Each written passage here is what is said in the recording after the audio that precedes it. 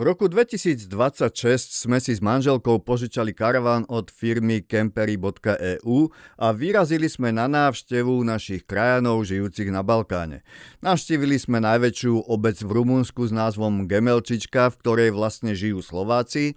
V Nádlaku nám profesor Kukučka vylíčil kompletné dejiny Slovákov, ktorí dnes žijú v týchto oblastiach. V Padine nám pán Petráš ukázal jeho unikátne múzeum a popísal históriu padinských studní. V Kovačici sme sa dozvedeli, ako sa stali tamojší Slováci svetoznámi, no a dnes zavítame do asi najvýznamnejšieho mesta Slovákov na Dolnej Zemi, do Báčskeho Petrovca, kde sa dodnes nachádza aj slovenské gymnázium v Srbsku, dokonca aj Matica Slovenská, a navštívili sme aj pána speváka v jeho pamätnej slovenskej izbe. Som Michal Spevák z Báčskeho Petrovca a nachádzate sa momentálne v starorodičovskej izbe. A v čo je ona jedinečná? V tom, že všetko, čo tu budete vidieť, každý predmet je z našej rodiny. V zachovaní moja stará mať, hlavne, tá to všetko nič nedala predať, tie starožitnosti. A ona takto aj túto izbu držala, ja som trocha tie obrazy ináč urobil. A ďalej mne je ja som veľmi rád, keď voľakto príde a zaujíma sa o toto.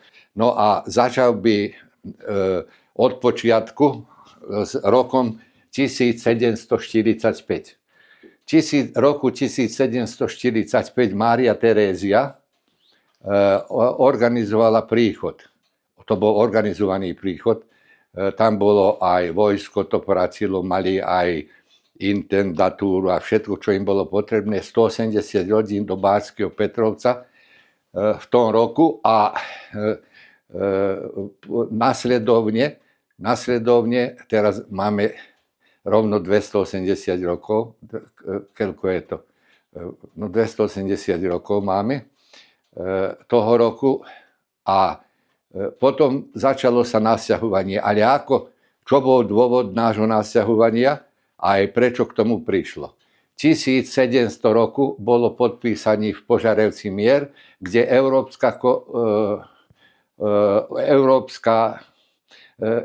sa združila a porazila Turkov tu pri Slienských Karlovcoch v 1699 roku.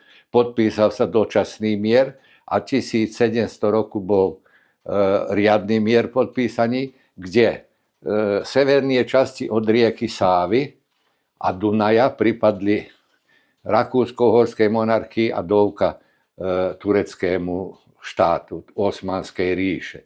No a hlavne Turci, keď prichádzali do Európy, tak prechádzali hlavne cez tieto kraje, tu, kde sa nachádzate, toto je Vojvodina, a tu bola pustoš. Na 10 štvorcových kilometrov jeden bol, lebo tam sa tu zaľudnili, prišli Turci, pobrali ich všetko, lebo tu viete, Turčím poničam. To, čo mladé zutekalo, to, čo staré nevládalo. Takže tu Mária Terézia začala nasťahovanie. Ale aký bol šor pri nasťahovaní? Šor, to je poradie. Prvo nasťahovala Nemcov. Nemci si povyberali tie najlepšie. Toto je všetko úrodná, ale je úrodná 1. a 7. triedy. Takže oni si povyberali tú zem, potom nasťahovali Maďarov a nakoniec aj ostatné národnosti. Zo Slovenska sme myšli z mesta Málinec, to je tam severovýchodnejšie spod Banskou Bystricou. A potom následne toho prichádzali aj ostatní. A tieto čierne bodky, tu Slováci žijú v týchto dedinách. A čo bol dôvod? Dvojaký dôvod. Náboženský. Prichádzali prvo evanielici, lebo v tom čase v rámci Rakúsko-Uhorská úrodná religia bola rímskokatolícka a iba okolo 40 rokov neskôr po našom príchode patentom aj evanielikov uznali. Takže prvo tých prvých 40 rokov prichádzali väčšinou evanielici, hnaní žitia nevoľou, to je prvý dôvod. A druhý dôvod bol ekonomický. Tu sa núkalo lepšie žiť, aj lepšie sa žilo.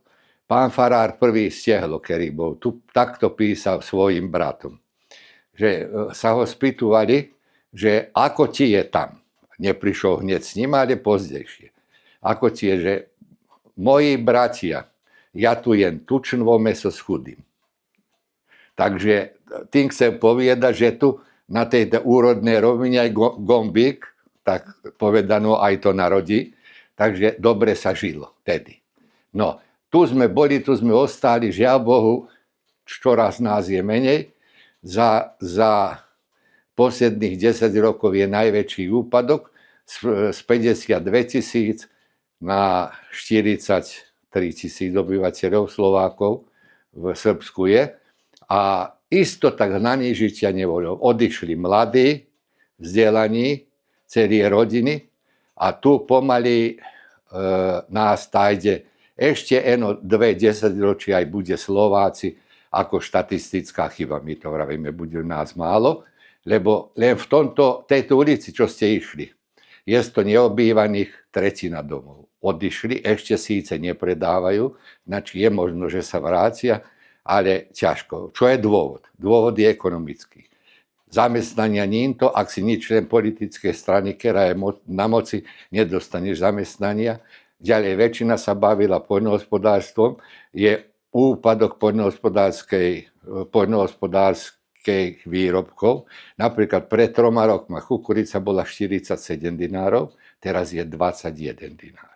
A všetky ostatné trovy rastú hore a ceny dole. Takže tu sa pomaly nebude ani vyplácať túto úrodnú zem. No ešte povieme, že je toto rodokmen našej rodine.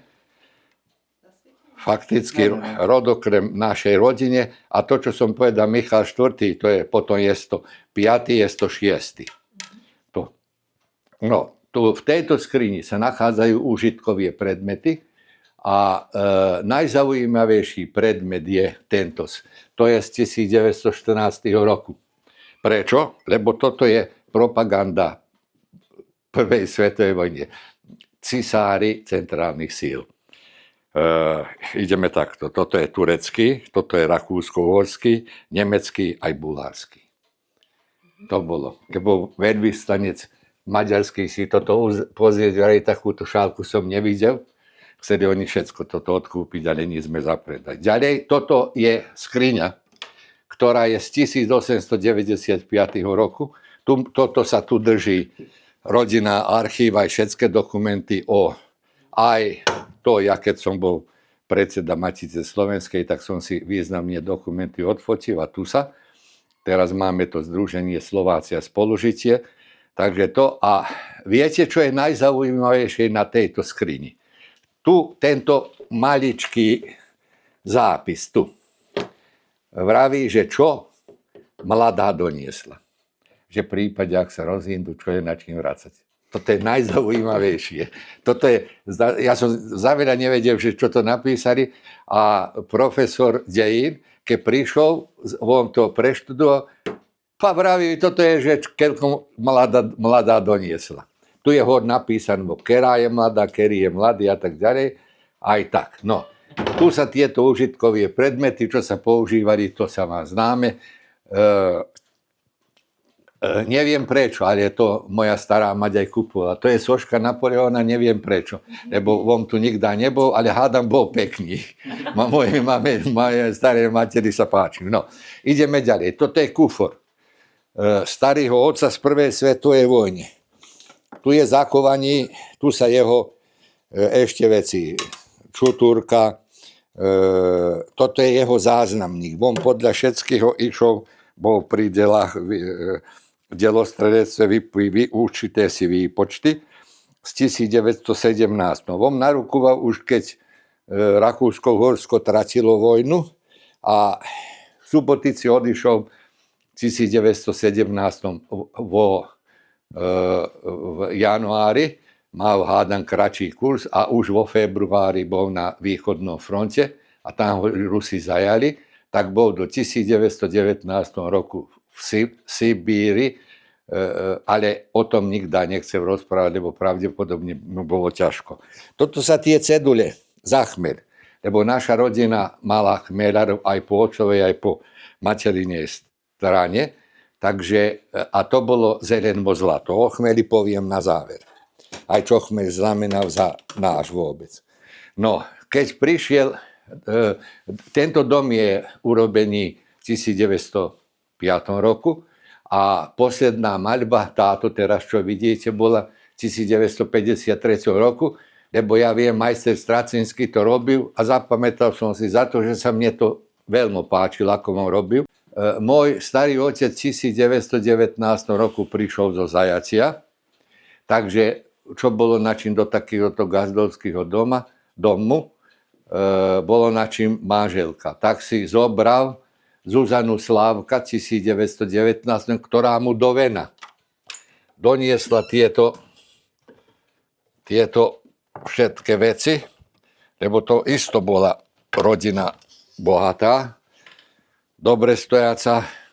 Toto je ešte neupotrebované vôbec. A tu sa peniaze držali na veky, aj teraz sú. Síce to sa tie infláčne zveľa nulou, keď sme to 90. rokov mali. A napríklad videli ste, voľakedy bankovku s toľkýma nulami. Teraz máme druhú, a tedy bolo kila chleba. Kila chleba. Áno. A mali sme plat 3 marky. No, ideme ďalej. Nie je to všetko, aj tu je plná skriňa. A tu sa aj významne veci posklada, niečo ostali. V tomto bolondíku sa moja stará mať sobášila. A keď ju urobili mladú, rozplietli, tak v tomto bola. No, ideme ďalej. Starý otec prišiel, on bol taký mohutný ako aj ja, a keď prišiel zo Sibíru, zo Zajacia, tak v tomto obleku sa sobáši. To bolo sobášny, tu sa môže vidieť fotografia jeho, že je to tak. Znamená, ja som si veľa raz postavil otázku, lebo tu sa, viete, ako na dedine sa to nosí sa, kým sa nezderie. A oni, prečo sa toto zachovalo? Za to, že ako deti vyriasli. Stará mama mala 17 rokov, dievča, potom trocha bola mocnejšia. Starý otec do tohto sa vmestil vtedy a mal 80 kg. Takže fakticky oni zhrubli. Tu sa začalo jesť a zhrubli, takže nemohli nosiť, za to sa zachovalo, ináč by bolo zodrano. Ale máme zo pár medailí. Toto je moja medaila.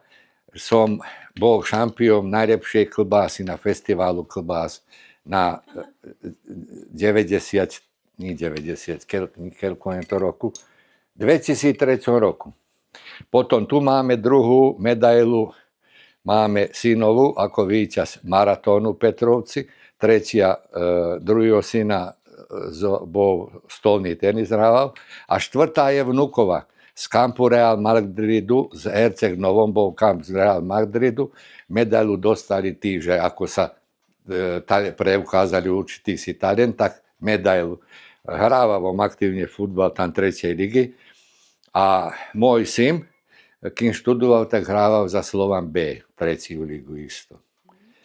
Takže, a ja som isto bol voľakedy futbalista, ale v 4. ligy, takže vtedy mladosť bola silná, vlastne SŠK mladosť, takže bola silná, mesto nebolo, ale hlavne bol som manšafte 2 roky. No, tu je celý rad týchto fotografií, o každej by sa dalo hodne porozprávať, ale do pozornosti dám vám iba zo pár. Toto je podľa všetkého najstaršia fotografia rodine po mame Krivákovej. Ak zoberieme, nie to dátum, ak zoberieme, že je dom urobený v 1905. A obyčajne sa posadí potom tieto stromy, čo sa majú aj jednak poviem 10 rokov, takže môže byť tu okolo prvej svetovej vojne sa maľovali, to je fotografia najstaršia. Táto moja stará mama všetko toto zachovali, za to je za to je tu daná, ona nič nedala predať. No, toto sa vojáci našej rodine v 20. storočí. Starý otec rakúsko-uhorský voják. Môj otec kráľovstvo Jugoslávie, Aleksandr. Ja, Titova, Jugoslávia, moje deti. Zväzová republika Jugoslávia, keď boli vojáci. Takže za 100 rokov 4 štátne útvary, 4 vojska a my sme tu boli. Ďalej, toto je taká kompozícia mladosti. Moja mladšia sestra, jej dievča. Potom ja so staršou sestrou a naše deti. No a ostatní, mama, keď bola dievka, otec, moji chlapci, dedo, druhý dedo, aj ušia rodina, ja keď som sa sobášil. A toto som bol malý, ale s táštičkou. A pekný, nie ako teraz. Ďalej, toto je fotografia Petrovca z 1932. Keď pozriete, čo Petrovec mal, to bolo zlatá doba chmeľu tedy. A teraz vám poviem, čo chmeľ znamenal. Vôbec to bola kultúra, všetko, čo je urobené, tie domy, amforkapie, veľké domy, magazíny, sklady a tak ďalej, všetko bolo v tom čase urobené. A tam máme fotografiu aj z našej chmelnici.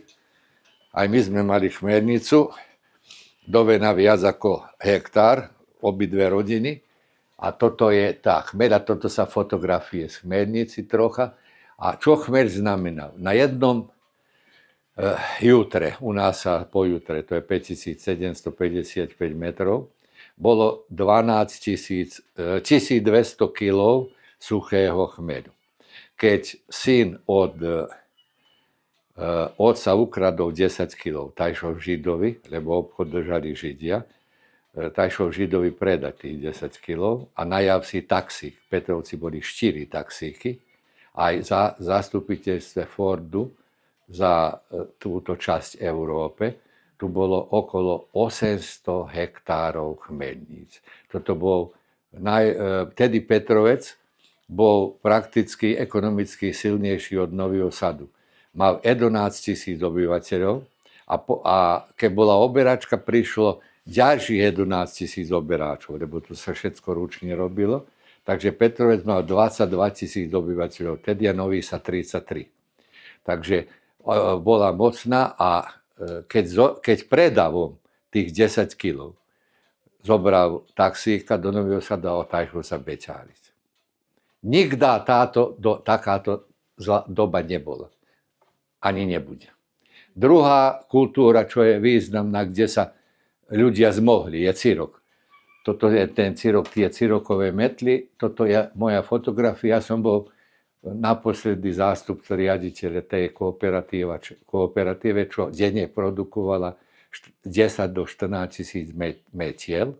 Všetko za vývoz. Všetko sme vyvážali do západnej Európe a sprivatizovaná bola za ťapšičku ryby. Alebo možno 2. Všetko. My sme v tej privatizácii stratili sami Petrova 1300 pracovných miest.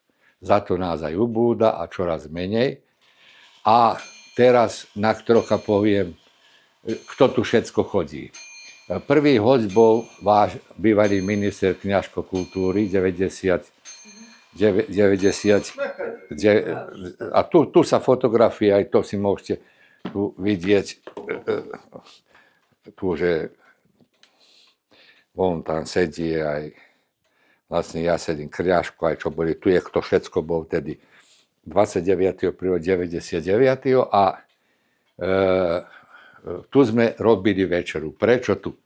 Lebo predtým váš veľvyslanec doktor Miroslav Vonžita chodí rád na Krumple na Ťapši, tu si vodil aj svojich hostí, tu sa bystrila politika aj medzinárodné vzťahy, lebo obyčaj bol takto u nás prvo núkame jahodovo pálenvo. Ale to je nie tieto jahody, to sa tie drevenie jahody, ten tam veľký strom. A druhý je klbása. Klbása spevák, za ktorú som, tam je aj tie medaile. Tak je a potom ide rejteša pojedený, krumplé načapšia rejteša, tieto peci sa to robí. A tento papier je doktora Miroslava Mojžitu. Prečo? Za každým, keď prišiel a on si sadol, tu si sadol a to bolo teplo, kúrenlo. A vraví, jaj Bože, či vám je dobre. A šúchal sa takto. A zajtra deň jeho tajomníčka hovorila, pán spevák, robte voľačo s tou pecou, lebo za každým myslíť na čistenia od tohto sa ošúchal. Tak za to je papier doktora Miroslava Mojžitu. No a chodili tu veľvyslanci, obchodní ráci, rôzne na slávnosti, všetci, čo boli významní hostia, prišli si pozrieť. Takže máme knihu dojmov, toto je už druhá kniha. By ma tešilo, keby ste sa aj vy do tejto kroniky zapísali. Máme fotografie, toto je tá prvá, a ostatní, ak chcete pozrieť, môžete pozrieť. Druhá vec, a všetci, viete, čo je zaujímavé, teraz vám poviem ako kňažko, keď videl tento obraz, tedy ešte táto bábka nebola tu. Bol tento a vraví, zastav si takto a vraví, ako u mojej starej materi v Páčinciach. Lenže obraz bol takto trocha, vlastne zrkadlo takto trocha nahnutý, že by aj dol si videla, či má rovnú sukňu. No a teraz nie to potreba, tu sme dali túto bábku, takže to je tak. A všetci sa dobre cítia, v prvom rade extra je to krumplé načapši, to je naše najlepšie jedlo. A aj pánenka je dobrá. Takže a druhá vec, prečo kňažko si vybral aj pán Mojžita túto izbu? On nechcel, lebo vtedy vedelo sa, že Miloševič dní za veľa spadne, tak nechcel ísť do hotelu alebo do reštaurácie a tak ďalej. Večer urobíme tam u vás. A ja vravím, ale pán veľvyslanec je v tom hosteci. Ja hovorím, nie je to hostec, vy ani neviete, čo máte. No a takže to sme mali a potom chodia tu aj srbské delegácie. Boli zo všetkých politických strán, predseda Mićunović parlamentu, čo bol, ten chodil. No a máme dve také zaujímavé. Toto je do 1918 sme mali Rakúsko-Uhorsko, takže toto je fotografia cisárskej rodine. A potom, že by Srbi nepoviedali, a kde sme my. Toto je prvý kráľ Jugoslávie, ale Peter I. Takže to sme dali takú komparáciu, niže povedali, a kde sa naši. Takže tak. No býva aj tak, kto si robím programy tieto, že kto chce, urobíme krumplé načapši, musia byť 6, lebo sa nevyplatí to kúriť, 6. Takže robíme aj niže zábavy, ale robíme takú posedenia s muzikou a tak ďalej. Strednú školu máme gymnázium, aj pri strednej medicínskej škole máme po slovenskej výuku. To je, čo sa týka stredného. Máme aj na katedre filozofickej slovenský jazyk a literatúra, sa to predmet, čo sa profesori, a učitelia, voľakedy sme mali aj za učiteľov, medzi tým teraz nemáme pedagogickú akadémiu. Takže naši veľa chodia deti po zakončení gymnázia na Slovensku. Počas môjho mandátu za tých 8 rokov 144 odišli študovať a z toho, čo myslíte, koľky sa vrátili? Sa 5%. Ale lebo čo by tu robili? Na úrad pre zamestnávanie? Tu je problém. Nemáme pracovné miesta. Ekonómia nula. Poľnohospodárstvo môžeš robiť. Ja isto mám role. Čo mi nahali, ja som nepredávaný jutro. Ale už toho roku nerobím. Dal som do prenajmu. Nemôžem. Má 77 rokov, aj nemôžem sám a deti mi pomôžu, nemôžu, takže ja nemôžem stále voľako volať a platiť, lebo sám baž nemôžu to všetko robiť.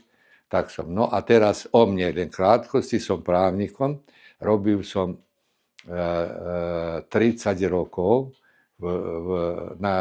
Bol som prvo inšpektor obecnej správe, potom som robil ako sekretár v stavebníckom podniku, potom som robil ako sekretár kovopriemyslu Inox, tajomník isto, potom som robil v kooperatívi ako zástupca direktora a potom posle tej poctivej privatizácii tých posledných 5 rokov som seliačil. Robil zem, platil si to, aj mám dôchodok taký, že sám sa hanbím aj povedať keľko. No, to by bolo to. Čo sa týka rozdeľovania, všetci chceli. Aj Srbi chceli, aj Horváti, aj Bosanci. Nemôžeš povedať, že voľa kto bol mimo toho. Chceli, mohli sa pekne rozísť, ako čo sa Slovensko aj Česko rozišlo, ale u nás nie je to to, a kde padne krv. Toto sa také národy na Balkáne rado vidia krvi. A druhá vec, Horváti pochopili najdriv aj Slovénia, že kde sa na čím zaradiť, tí sa pekne zaradili, odišli do Európy aj všetko. A Srbi, prepáčte na výroze, na veky úskurac. Viete, čo je úskurac? Proti. Fotbalisti isto hrajú toto pri spovedi, pri príjmaní, čo boli, tam bol Marko, aj Michal, Herenka. A máme Herenku ako guma, dievča, robí premety jednou rukou. No a na záver sme sa ešte dozvedeli, čo sú to tie drevené jahody a z čoho to robia vlastne tú pálenku. Tak po slovensky je to moruša, ak by ste nevedeli. No a to je už z Batského Petrovca všetko a my sme sa presunuli pomaly do Iloku za pánom farárom.